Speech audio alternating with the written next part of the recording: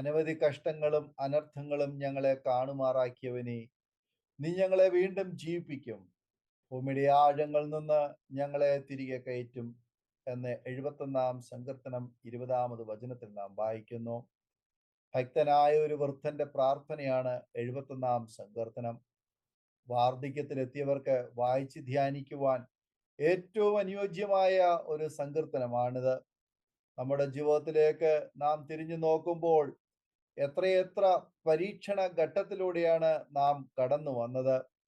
രോഗങ്ങളാൽ നാം തളർന്നുപോയ അവസരങ്ങൾ, കയ്പ് നിറഞ്ഞ അനേകം പരീക്ഷണ ഘട്ടങ്ങൾ, നിന്ദിക്കപ്പെട്ട അനേകം സന്ദർഭങ്ങൾ, ശത്രുക്കളുടെ കടന്നാക്രമണങ്ങൾ, ഇങ്ങനെ എത്രയെത്ര പ്രതിസന്ധികൾ, സങ്കീർത്തനക്കാരന്റെ ജീവിതത്തിൽ ഉണ്ടായ പ്രതിസന്ധികളെയും ഭൂതകാലത്തിൽ ഭക്തൻ അനുഭവിച്ച ദൈവിക കൃപയെയും അയവിറക്കിയാണ് 71-ാം സങ്കീർത്തനത്തില് നമുക്ക് ആ പ്രത്യാശയുടെ വാക്കുകളിലൂടെ വായിച്ച് മനസ്സിലാക്കുവാൻ തക്കവണ്ണം കഴിയുന്നത്.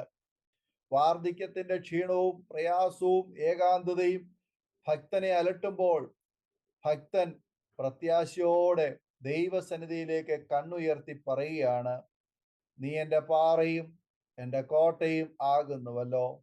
71-ാം സങ്കീർത്തനം അതിന്റെ 3-ാമത് വചനം. ബാല്യം മുതൽ തന്നെ ദൈവം താങ്ങി കരുതി പോന്നതിനെ ഭക്തൻ നന്ദിയോടെ സ്മരിക്കുന്നു. യഹോവയായ കർത്താവേ, നീ എൻ്റെ പ്രത്യാശയാകുന്നു. ബാല്യം മുതൽ നീ എൻ്റെ ആശ്രയവും തന്നെ. ഗർഭം മുതൽ നീ എന്നെ താങ്ങിയിരിക്കുന്നു. എൻ്റെ അമ്മയുടെ ഉദരത്തിൽ നിന്ന് എന്നെ എടുത്തവൻ നീ തന്നെ. എൻ്റെ സ്തുതി എപ്പോഴും നിന്നെ കുറിച്ചാകുന്നു. 71-ാം സങ്കീർത്തനം അതിന്റെ 5-6 വചനങ്ങൾ. ബാല്യം മുതൽ നമ്മെ കരുതിപ്പോന്ന ദൈവത്തെ നാം എപ്പോഴും ഓർക്കണം. ദൈവത്തിന്റെ കരമാണ് വീഴാതെ നമ്മെ താങ്ങി നിർത്തുന്നത് എന്ന് മറന്നു പോകരുത്. ആത്മീയതയും ഭക്തിയും വാർദ്ധക്യത്തിൽ നേടിയെടുക്കാൻ എളുപ്പമല്ല. അത് ചെറുപ്രായത്തിൽ തന്നെ ആരംഭിക്കേണ്ടതാണ്. യൗവനകാലം പ്രത്യേകം സൂക്ഷ്മതയോടും ജാഗ്രതയോടും നയിക്കേണ്ടതാണ്. അപ്പോൾ ജരാനരകൾ ബാധിച്ച് വാർദ്ധക്യത്തിന്റെ അവശതയിലാകുമ്പോഴും ദൈവകൃപ അനുഭവിച്ച് സമാധാനപൂർണമായ ജീവിത സായാഹ്നം സാധ്യമാകും.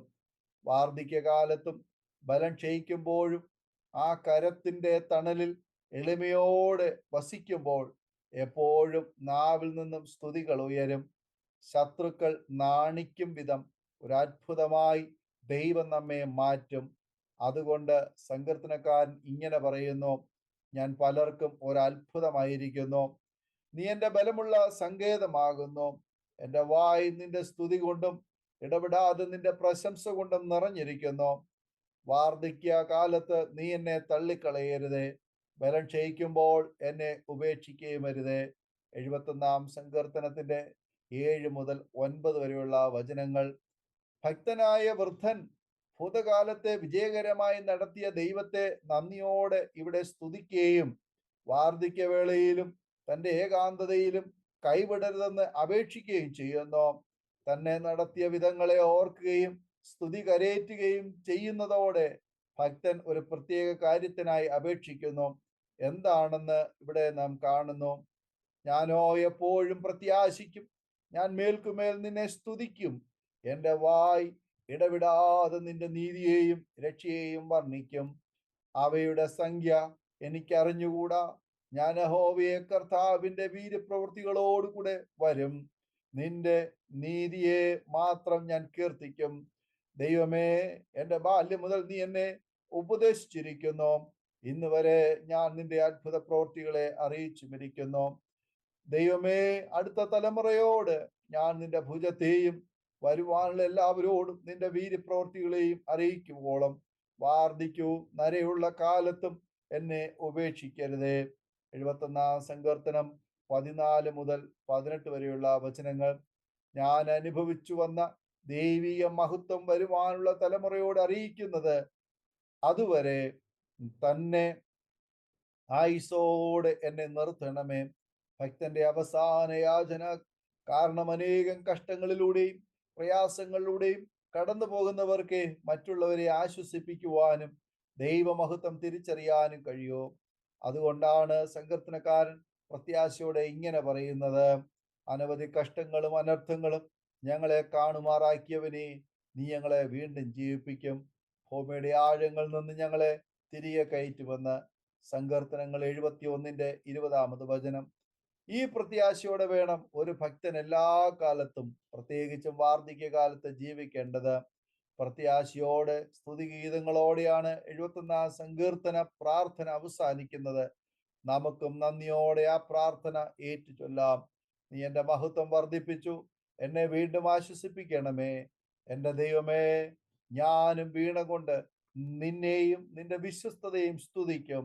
ഇസ്രായേലിന്റെ പരിശുദ്ധനായുള്ളവേ, ഞാൻ കിന്നരം കൊണ്ട് നിനക്ക് സ്തുതി പാടും. ഞാൻ നിനക്ക് സ്തുതി പാടുമ്പോൾ ധ്യാതരങ്ങളും നീ വീണ്ടെടുത്ത എന്റെ പ്രാണനും ഘോഷിച്ചാനന്ദിക്കും. എന്റെ നാവും ഇടപെടാതെ നിന്റെ നീതിയെക്കുറിച്ച് സംസാരിക്കും. എനിക്ക് അനർത്ഥം അന്വേഷിക്കുന്നവർ ലജ്ജിച്ച് ഭ്രമിച്ചു പോകും. 71 സങ്കീർത്തനം 21 മുതൽ 24 വരെയുള്ള വചനങ്ങൾ. ഈ വചനങ്ങളാൽ ദൈവം നമ്മെ അനുഗ്രഹിക്കുമാറാകട്ടെ. ആമേൻ. ഓർമ്മയുടെ മനോരഥത്തിൽ മായാത്ത ഓർമ്മയ്ക്കായി അരോമ മാട്രിമോണിയിൽ നിന്നും ജീവിത പങ്കാളിയെ കണ്ടെത്തൂ. നിങ്ങൾ ഒരു ക്രിസ്തീയ ജീവിത പങ്കാളിയെ അന്വേഷിക്കുകയാണോ? അതോ മക്കൾക്ക് അനുയോജ്യമായ ഒരു തക്ക തുണയ്ക്ക് വേണ്ടി പ്രാർത്ഥിക്കുന്ന വ്യക്തിയാണോ? എങ്കിൽ അരോമ മാട്രിമോണി നിങ്ങൾക്ക് വേണ്ടിയാണ്. ഇന്നു തന്നെ സൗജന്യമായി രജിസ്റ്റർ ചെയ്യൂ. അരോമ മാട്രിമോണിയുടെ പ്രത്യേകതകൾ: രജിസ്ട്രേഷൻ തികച്ചും സൗജന്യം. ലോകത്തെവിടെയുമുള്ള അനുയോജ്യമായ ക്രിസ്തീയ ജീവിത പങ്കാളിയെ തിരഞ്ഞെടുക്കാം. വിവാഹം നടക്കുന്നതുവരെ സർവീസ് ലഭിക്കുന്നു. ഏറ്റവും ചെറിയ പാക്കേജുകളും തിരഞ്ഞെടുക്കാം. അരോമ മാട്രിമോണി നിങ്ങൾക്കായി ഒരുക്കുന്നു വിവാഹം പരമാനന്ദം. Email aroma matrimony2020@gmail.com.